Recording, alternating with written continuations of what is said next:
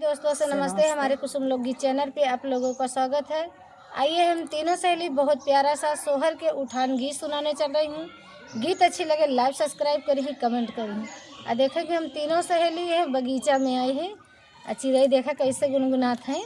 और बहुत प्यारा सा गीत है उठान सोहर के।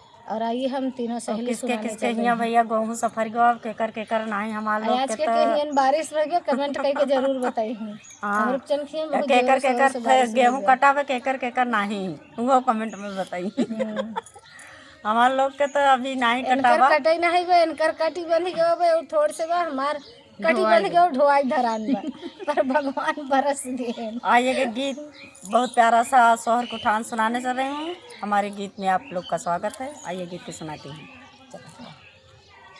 सासू बजनी कहलू तू त हमरा के, सासू बजनी कहलू तू त हमरा के, हमरे होई है होरिलावा देखाइब तोहके, हमरे होई है होरिलावा हम देखाइब तोहके, अपने मम्मी के बोलाए हने पापा संगे, अपने मम्मी के बोलाए अपने पापा संगे, मम्मी का मर दबई है हम दर्शाइब तोहके, मम्मी का मर दबई है हम दर्शाइब तोहके,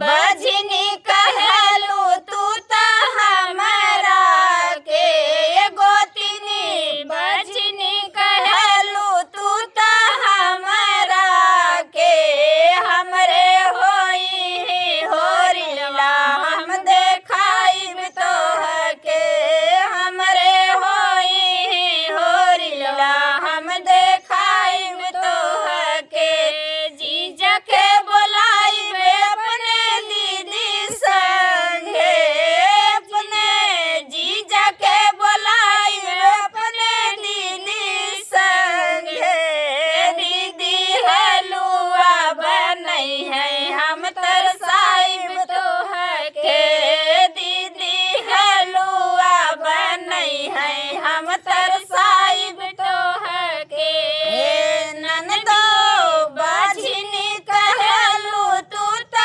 हमरा के, ननदो बजनी कहलू तू त हमरा के, हमरे होई है ललनवा हम देखाइब तोहके, हमरे होई होरिलवा हम देखाइब तोहके, भाभी के बोलाइब अपने भैया संगे, भाभी के बोलाइब अपने भैया संगे, भाभी का जरा लगई है हम तरसाइब तोहके, भाभी का जरा लगई है हम